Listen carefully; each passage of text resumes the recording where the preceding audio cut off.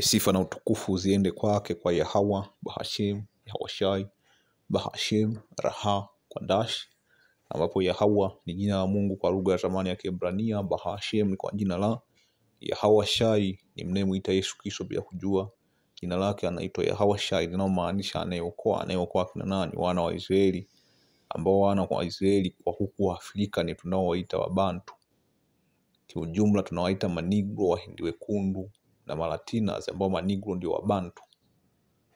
Malatinas wako Marekani ya kaskazini na kusini. Wahindi wekundu wako Marekani ya kaskazini.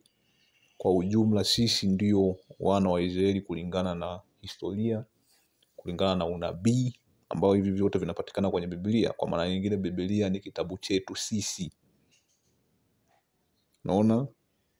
Na sasa hivi tunaishi katika siku za mwisho, ambapo imetabiriwa kwenye kitabu cha Ezekieli ya 37 na vitabu vingine vingi, lakini sasa hivi nitaongelea Ezekieli ya 37 kwamba tutajua sisi ni kina nani, kwa sababu Mungu alituadhibu, na moja kati ya adhabu zetu baada ya kukiuka matakwa yake ilikuwa ni kunyang'anya utaifa wetu, na utaifa wetu inahusisha na kusahau sisi ni kina nani. Kwa hiyo kwenye Ezekieli ya 37 ikawa imetabiri kwamba tutarudi na kukumbuka kwamba sisi ni kina nao. Kwa hiyo tunafananishwa na bonde la mifupa mikavu. Kwa hiyo bonde la mifupa mikavu ilikuwa haiongelei walokole au wasabato au ilikuwa inaongelea wana wa Israeli ambao ni makabila 12 ya Israeli. Kwa hiyo tukiwa tunaongelea swala la unabii, kuna unabii wa vita ya 3 ya dunia, ambao ni unabii mkubwa sana kwenye Biblia, kwa sababu baada ya katika kilele cha vita ya 3 ya dunia, hapo ndipo mnemuisha Yesu Kristo Yahwashai atakuja kuwaokoa wateule wa wana wa Israeli. Ukienda kusoma kwenye Ufunuo Yohana 7 anaongelea kuhusiana na 144,000 kutoka katika makabila 12 ya Israeli, 12,000 kutoka katika kila kabila. Kwa hiyo 12,000 mara 12 inakuwa 144,000 ambao ni wana wa Israeli, sio wazungu, sio wa Korea, sio wa China, sio wa Arabu, sio wa Afrika, ni wana wa Israeli. Kwa hiyo nilikuwa napita kwa status nikaona mtu kwa sababu ukienda nyuma 2017 wakati naanza kuhubiri, ulikuwa ukiongelea kuhusiana na swala la vita ya 3 ya dunia kwamba ipo kwenye Biblia, na kwamba huo ndio mwisho wa dunia utakuja kwa njia ya vita ya 3 ya dunia. Vita ya 3 ya dunia itapiganwa kwa mabomu ya nyuklia. Watu walikuwa wanacheka kwanza, wanakuangalia kama kichaa, alafu kwa nyongeza wanakuambia labda kama hicho kitu kitatokea labda baada ya miaka 200. Nimepita huko status sasa hivi naona watu wanapost mitandao ya kijamii, watu wanapost. Unaona? Vita ya 3 ya dunia itatokea siku yoyote kuanzia sasa hivi. Hatuna miaka 5, sijui 10, achilia mbali hiyo 50, sijui 100 au 200. Hatuna hata miaka 5 au 3 hapo. Kwa hiyo tupo tunaishi, tunaongelea miezi, tunaongelea siku kwenda kwenye mwisho wa dunia. Unaona? Kwa hiyo dunia, anakuambia dunia bwana. Unaona, kila taifa linataka vita. Israeli na Palestina na Lebanoni na Yemen na Syria, huku Russia na Ukraine. Wahindi nao wanataka mechi ya kirafiki na mahasimu wao Pakistan. The end is near. Unaona, au mwisho umekaribia. Tukienda hapa mbele kuna huko X, nilikuwa napita X au zamani kwa inaitwa Twitter.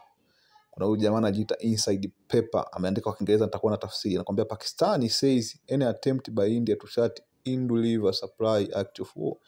Kwa hiyo Wahindi wanataka kufunga mto unaitwa Hindu River, ambao huu Hindu River Pakistani pia nao wanautumia kupata rasilimali za maji. Hiyo nyingine, huyo Inside Paper anakuambia Pakistan shut down airspace for India owned in India operation airline. Kwa hiyo Pakistani wamefunga angalau kwa ndege zote za India. Ina maana ndege ya India ikipita hata kwa bahati mbaya kwenye anga la Pakistani wanaishuti. Unaona? Alafu hao tena wakasema majeshi ya anga ya India sijui na nini na majeshi ya majini hayatakiwi Pakistani. Yaani hakuna namna yoyote wanaweza kupita kwenye maji ya Pakistani, kwenye anga la Pakistani, au kujihusisha na Pakistani. Unaona, hafu wakafunga boda inaitwa Wagaha border. Unaona, tukiendelea huko anasema India order all Pakistani citizen leave Aprili 29. Kwa mpaka Aprili 29 Wapakistani wote walioko India waondoke. Unaona? Kwa hiyo mambo ndo hasa, mambo ni ya moto. Alafu mchungaji wako anakuambia, anahubiri kuhusiana na habari za imani. Ngoja kwanza twende kwenye Mathayo hapa, Mathayo 10:34 kama sijakosea. Inasema, msizani ya kuwa nimekuja kuleta amani duniani, la sikuja kuleta amani bali upanga. Kwa hiyo huyo ndiye mnayemuita Yesu Kristo, jina lake anaitwa Yahweh, anakuambia hakuja kuleta amani duniani bali upanga. Kwa hiyo unapomuona mchungaji wako, mama yako, bibi yako, nyanya wako, mkwe wako anaombea amani ya dunia, hicho ni kinyume na Biblia. Unatakiwa uombee upanga duniani ili ule mwisho uje. Kwa mfano kama sasa hivi unavyoona mataifa yananyanyuka kupigana na mataifa, unatakiwa uombee yaendelee kupigana ili ule mwisho uje kwa njia ya vita ya 3 ya dunia. Unaona, kwa maana nalikuja kumfitini mtu na babaye, binti na mamaye, mkwe na mkwe. Kutoka hapo tukaenda kwenye Yeremia 28:8. Anakwambia wanabii, tukijenga kwenye ile Mathayo 10:34 kwamba mnayemuita Yesu Kristo jina lake anaitwa Yahweh, anasema hakuja kuleta amani duniani. Tukijenga kutoka huko tunaenda kwenye Yeremia 28:8, anakuambia manabii waliokuwa kabla ya zamani zangu na zamani zako walitabiri juu ya nchi nyingi. Hiyo ndo kazi ya manabii, kutabiri juu ya nchi nyingi. Wanatabiri kuhusu nini? Na juu ya falme kubwa kuhusu nini? Kuhusu habari za vita na mabaya na ya town. Hakuna amani hapo. Unaona? Kama tuseme kutakuwa na miaka 10 ya amani, kuna haja gani ya kuleta nabii? Lakini kukiwa na vita inakuja kuleta nabii, kwa sababu nabii anafananishwa na mlinzi. Unaona? Nabii anafananishwa na mlinzi. Kwa mfano unapokuwa na ngome pale kwenye ukuta kwa juu kwenye mlango, unaweka mlinzi ambaye akiona adui anakaribia anawapasha habari. Huyo ndio nabii. Lakini kukiwa na amani, huwezi kumuona mlinzi anapasha habari au anapiga kelele yote. Na mara nyingi walikuwa wanapiga yale makengele makubwa. Kwa hiyo Ezekieli 3:17 anakuambia, mwanadamu, nimekuweka kuwa mlinzi wa nyumba ya Israeli. Basi sikia neno hili litokalo katika kinywa changu, ukawape maonyo haya yatokayo kwangu. Ndio kazi ya nabii hiyo, kutoa maonyo, kuambia watu watubu, kwa sababu ule mwisho umekaribia, na huu mwisho unakuja kwa njia ya vita ya 3 ya dunia, ishara za mwisho wa nyakati. Anakwambia hata alipokuwa ameketi katika mlima wa Mzeituni, wanafunzi wake wakamwendea kwa faragha wakisema, tuambie mambo hayo yatakuwa lini? Nayo ni dalili ya kuja kwako na ya mwisho wa dunia. Nayo ni nini dalili yako kwako na ya kuja na ya mwisho wa dunia? Kwa hiyo hata wanafunzi miaka 2000 iliyopita walikuwa na shauku ya kuona mwisho. Nashangaa wewe unaendelea kuombea amani, sijui ule mwisho utauona lini sasa. Yesu akajibu, ambaye ni Yahweh, akawaambia, angalieni mtu asiwadanganye, kwa sababu wengi watakuja kwa jina langu wakisema mimi ni Kristo, na watadanganya wengi. Naona hawa wachungaji walioko kwenye Ukristo huko hawakwambii kwamba Ukristo ni dini ya uongo, Uislamu ni dini ya uongo, na kwamba sisi ni wana wa Israeli, mnatakiwa mrudi muamini Mungu wenu ambaye ni Yahweh, ili tupate kuishi tena maisha ya amani, maisha ya upendo, maisha ya kufanikiwa, na mataifa wakiwa chini yetu. Unaona, ili Yahweh aje kutuokoa, kwa sababu sasa hivi tupo kwenye ukoloni. Ukoloni bado unaendelea, lakini ukoloni umebadilika. Huu ukoloni wa sasa hivi unaitwa ukoloni maomboleo. Ndio maana unaona nchi nyingi za Kiafrika hazina sauti, sababu bado tunatawaliwa. Nanyi mtasikia habari za vita na matetesi ya vita. Ndio unachokisikia sasa. Angalieni msitishe, maana haya hayana budi kutukia, lakini ule mwisho bwana.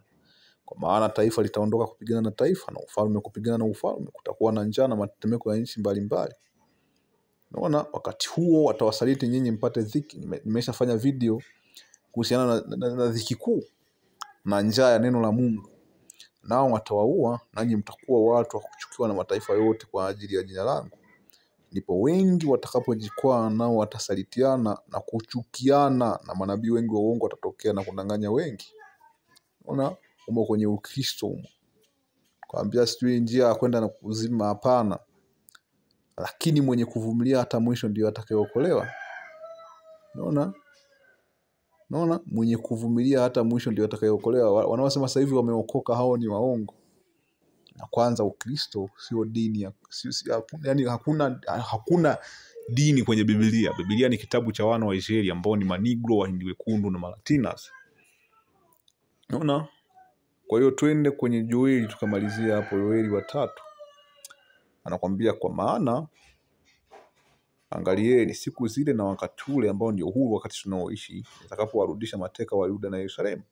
Kwa hiyo Mungu anawarudisha mateka wa Yuda na Yerusalemu kupitia kusikia neno la Mungu kwenye intaneti, kwenye sehemu mbalimbali, nchi ya panda, wapi. Nitawakusanya mataifa yote. Akiwa anawarudisha mateka wa Yerusalemu ambao ni sasa hivi, atawakusanya mataifa yote, nami nitawaleta chini ya bonde la Yehoshafati. Bonde la Yehoshafati ni pale Mashariki ya Kati. Na huko nitawahukumu kwa ajili ya watu wangu na kwa ajili ya urithi wangu. Kwa hiyo atawahukumu vipi? Kupitia vita ya 3 ya dunia. Israeli ambao wamewatawanya kati ya mataifa na kuigawa nchi yangu. Unaona? Kwa hiyo sababu ya vita ya 3 ya dunia, kama unajiuliza kwa nini watu wanataka kupigana, kwa nini watu wanatengeneza silaha za maangamizi, kwa sababu hiyo Mungu kaweka kwenye mioyo yao wafanye hivyo. Kwa nini sasa Mungu kafanya hivyo? Kwa sababu waliwachukua wana wa Israeli wakawatawanya miongoni mwa mataifa kama watumwa. Biblia nitarudia tena, anakuambia atawakusanya anakuambia nitawakusanya mataifa yote, nami nitawaleta chini ya bonde la Yehoshafati, na huko nitawahukumu kwa ajili ya watu wangu. Atawahukumu nini? Kupitia vita ya 3 ya dunia. Na kwa ajili ya urithi wangu. Atafanya hivyo kwa ajili ya urithi wake Israeli, akataja, ambao wamewatawanya kati ya mataifa. Wamewatawanya vipi? Kupitia utumwa na kuigawa nchi yangu. Nao wamewapigia kula watu wangu. Hiyo inaenda kwenye mnada. Kupiga kula inamaanisha ni mnada. Unaona? Kwa Kiingereza wanasema cast lot. Utasoma ya Kiingereza kwa chini hapo, and they have cast lot for my people. Kwa cast lot ni mnada. Huyu mtumwa kwa dola 200, huyu mtumwa kwa dola 300. Ni hiyo. Na mtoto mwanaume wamemtoa ili kupata kahaba. Unaona? Kwa hiyo walikuwa wanamtoa mwanaume, wanabadilishana na kahaba. Unaona? Na mtoto wa mwanamke wamemuuza ili kupata divai, wakiwa mtoto wa kike au pote mtoto. Jamaa anakuambia nipe tu jagi la pombe hapa nikupe huyu mtu upate kunywa. Unaona?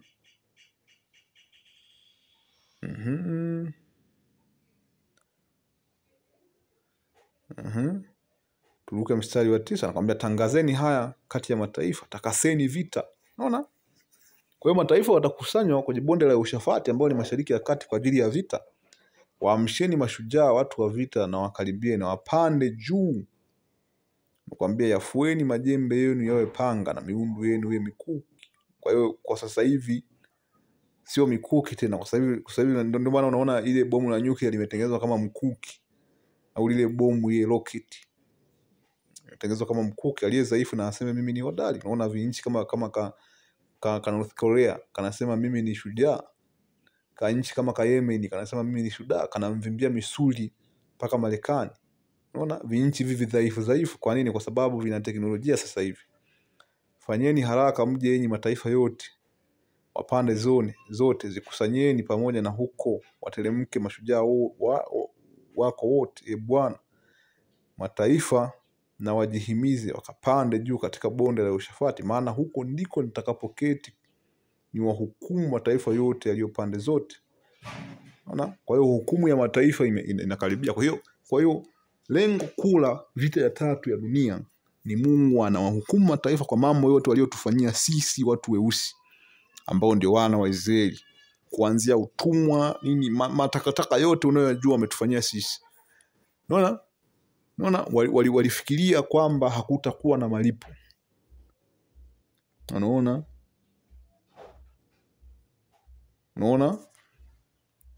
Ndio kuna ile msemo unasema ukipandacho ndio ukivunacho. Ngoja.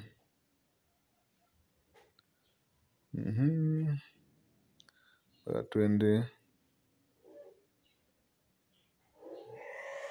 Hii ni Wagalatia 6:7, anakuambia msidanganyike, Mungu Yahweh Shemashai haziakiwi, kwa kuwa chochote upandacho mtu ndicho atakachovuna. Unaona? Kwa hiyo wazungu walipanda nini? Wazungu walipanda ukoloni, walipanda utumwa,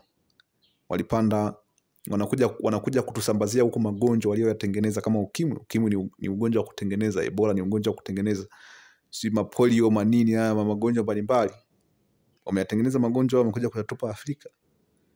Na ukiangalia hata kwenye haya masuala ya vyakula nini, mapombe yanayotoka huko nje, yote yamewekewa sumu.